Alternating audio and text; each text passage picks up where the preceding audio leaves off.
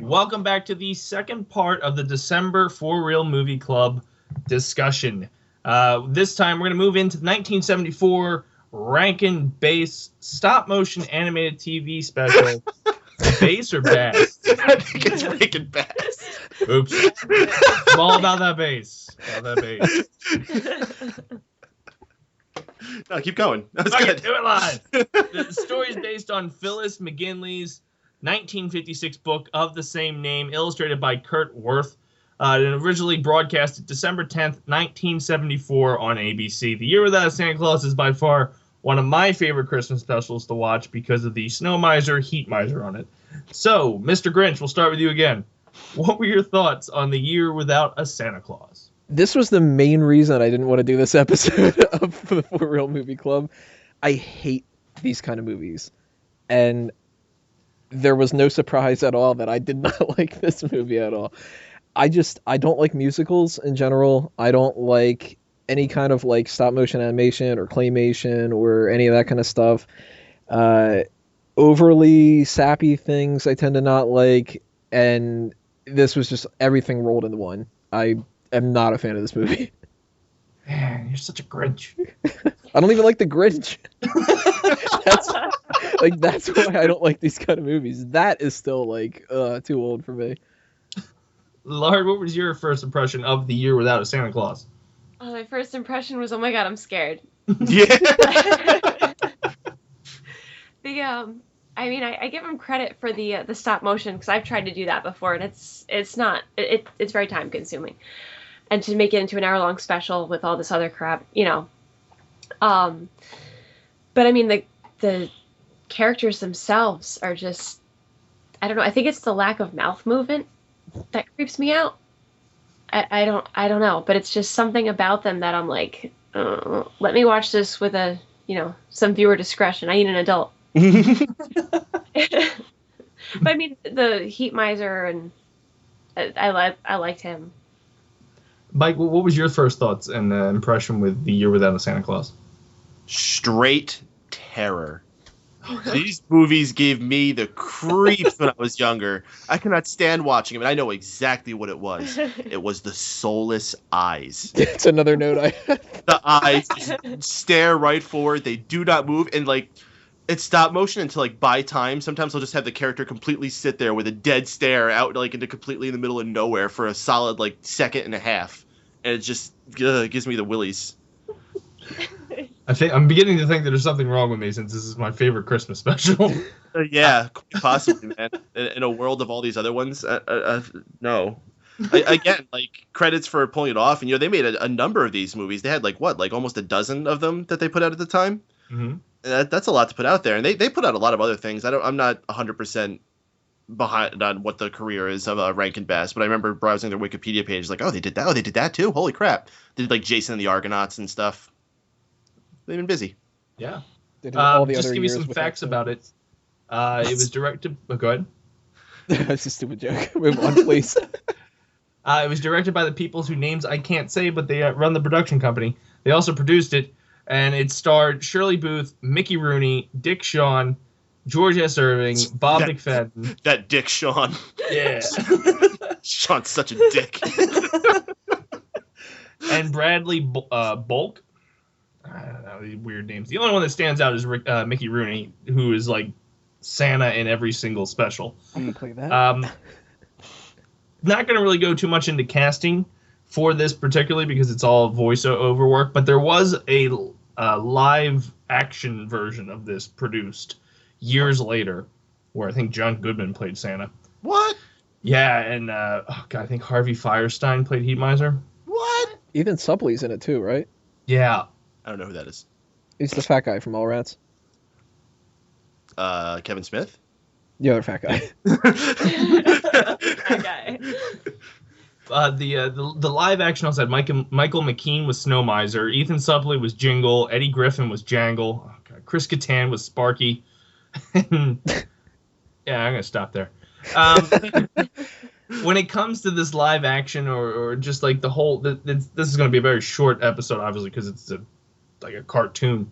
The message and the casting and all that stuff, when they made this live action, Could you picture this being a full-length movie? And we'll start with you, Tony, because you're the Grinch.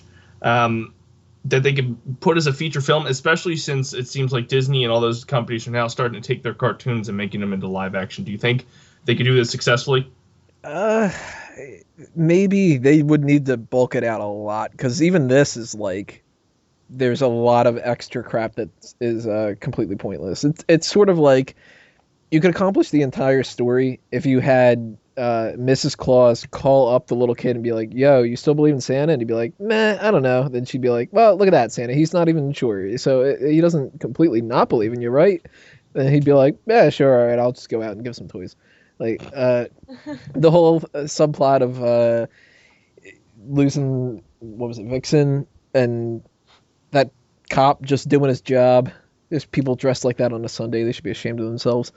All that kind of stuff was just like extra. And if you take out like the music, then what, you've got like maybe 6 minutes worth of material or something. And yeah, the actual runtime's 48 minutes. Yeah, the majority of that's got to be the music. So unless they really, really had a lot more of a story to go with, I don't think that this could be much more than what they already did. So I'm sure eventually they'll do it, because they do everything again.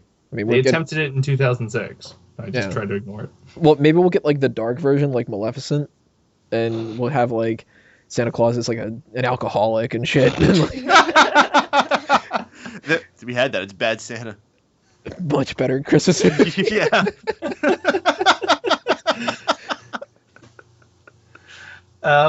Paden, what are your thoughts? Do you think this has the capability of taking the story and put it on the big screen? I mean, this wasn't even put on the big screen originally, right? This was just a television special. Yeah, 48-minute television special. Do you know what channel it was on? ABC. ABC. Originally. Well, it still is. Well, now it's on like every channel, I imagine. But one of the 3 channels they had back then. I would rather not. We don't see Christmas movies hit theaters too much anymore. Nah, it's been The Hobbit. Like, what was the big movie that was supposed to come out this Christmas was The Interview, or we're not getting that now. What was that last one with the really ugly elf-looking thing? I think it was called like Frank or something like that. That was the last Christmas movie I remember seeing in theaters. You're not talking about Elf, are you? No, that was probably the last one I remember before that. So that's how often I remember actually seeing Christmas movies show up in theaters. This I would not want to see there, especially not in its current format. But even if they tried to make a live action of it, I don't know. Like the Jingle and Jangle characters are way too derpy for me. I don't want to follow them around in any type of capacity. I'm good. Just let this sit around as it is, and I don't have to watch it. Lauren, do you think this would make a good transition to the big screen? No. I mean, I feel like there's too much fluff in there as it is. Mm-hmm. You know, so it's like you're going to have to add even more fluff. And, like, the point of the movie is what? Santa needs to go out anyway, even if he doesn't feel like it? It's time to go to work, asshole. So, yeah. It's like, wow, you have a job to do, and you really only work one day a year. Yeah, one job, Santa. So, get off your ass and just do it.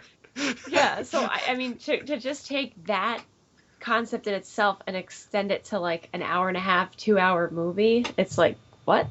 Well, no. One big thing that Tony had touched on a little bit when we were first talking about this is the fact that there's so many songs in it. Paden, I'll start with you on this one. What do you think of the soundtrack to this? God freaking awful. Who allowed these people to sing? The 2 worst moments in the movie was when Mrs. Claus turned and started singing that song about how she thinks she could be Santa Claus. And is immediately proven wrong. Horrendous. And then when that little girl started singing Blue Christmas, which is actually one of my favorite Christmas songs, the Elvis version, not her. Oh my God, little kid is. I don't know if there's many things more ear grating than little kids singing. Remember, I'm the Grinch in this episode.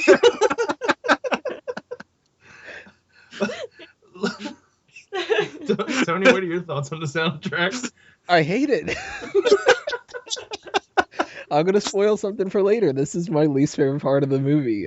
Every time another song started, I watched this laying down in bed, and there came to a point where I think it was the little girl's song. It might have been, no, it was the one with the dad singing, all the characters with the buck teeth. Oh, That was the point where I turned over in my bed, and I'm like, well, if I have to listen to this, I'm not gonna watch it too. I'm just, oh man, I really couldn't stand a lot of the songs really in any kind of capacity. I did think it was funny though, like I had said earlier, that it was anybody can be Santa Claus. Like, what about me? And then people are like, oh, what's up, Mrs. Claus? Because we can totally tell that you're not your husband. And she's like, oh well, fuck this then. And I couldn't stand when what was his name? Captain Cold and Heatwave. Snow Miser, Heat Miser? Heat Miser? Yeah, those guys. When the first one, the cold one, Snowman, when he sings his song, I'm like, oh man, this is really going on for a long time. I get it. You know, you're cold. And then when you transition from the snowball to the hothead, whatever, he is just kind of like, let me sing the same exact song, but just switch the temperature around. And I'm like, oh god, I get it. They're like fucking hot and cold. or something. Like it literally was the exact same thing. Yeah. So man, damn it, Dace. Yeah, I thought you would like those guys because of all their puns. Well, that's my favorite part of the movie was Snow Miser. About giving him a cold. I'm like, all right, thumbs up for that. Lauren, what was your opinion on the soundtrack? The little girl singing Blue Christmas made my ears bleed a little, and the with the bucktooth dad, that was just very bizarre. That was a weird song, and the other songs are kind of like meh, but the Heat Miser, Snow Miser songs, I mean, I get them stuck in my head. Right now they're kind of stuck in my head. Thank you all. But yeah, I mean, at least change the song up a little bit, or some kind of different choreography. Something. And we'll just stick with you. What was your final thoughts and a rating 1 to 10 on A Year Without a Santa Claus? If it's on and there's no other Christmas specials on and I'm really in the mood to watch something Christmassy, I might leave it on, but I'm not gonna like go crazy looking to find it, and probably wouldn't recommend it to my friends. They probably wouldn't be your friends for much longer. Yeah, no. They'd be like, oh, you hate us. I'd give it like a 3. Maybe a 4. Mike, what are your final thoughts on a rating 1 to 10? Awful. Just awful. I actually kind of like stop motion and I like claymation, but these were very low budget. I guess they just hadn't got the technology down just yet, or maybe they were just trying to go for something sillier looking, and it just ended up being too goofy that it actually crossed the line into demonic and satanic almost. This movie was really uncomfortable to watch, and any of them in that era, I would say, I just cannot sit through. I applaud them for the effort as far as the stop motion, so I'll give them a 3. That's a fair score. And Sony, final thoughts and a rank 1 to 10. Apparently, we should have done this for the horror edition. Credit to Woody Harrelson and John C. Reilly for going back in time and being the inspirations for the two elf characters, because they totally look just like those two actors. I already said my favorite part was the Snow Miser pun, because I love puns, and my least favorite part was everything else in the movie. Yeah, these are not my types of movies. I wouldn't even go so far as to give it a 3. I'd give it a 2 out of 10. And the only reason I'm not giving it like a 0 is because I could see why certain people like this, but I think by certain people, do you mean me? To an extent. I know that a lot of people like a lot of like really over the top kind of like sentimental stuff, where a lot of people, I mean, I'm the type of guy that if you say, look at this, somebody spent 10 hours whittling it, and I'd be like, well, that's a waste of 10 hours because you probably get it at a factory. They pump out 100 of them in 20 minutes. Like, I'm I'm not a sentimental type of guy when it comes to like culture-y kind of things, or this has so much extra value because it's old, or any of that kind of stuff. So Santa Claus, to me, the rosy cheeks and everything are like, just they don't do it for me. So 2 out of 10 for the people that like it. For me, I'm never watching this again. And if I ever go over to your house, Dace, and you're playing this, I'm fucking leaving. Well, now that they have just trampled over my childhood dreams and all that stuff, let's move on to the next film here on the For Real Movie Club. We're going to be doing the Santa Claus, starring Tim Allen in 1994. So if you're here on the YouTube, or you probably skipped this video at this point, click the link to go to the next one. Stay, let the playlist do its thing, and we'll be right back with the Santa Claus.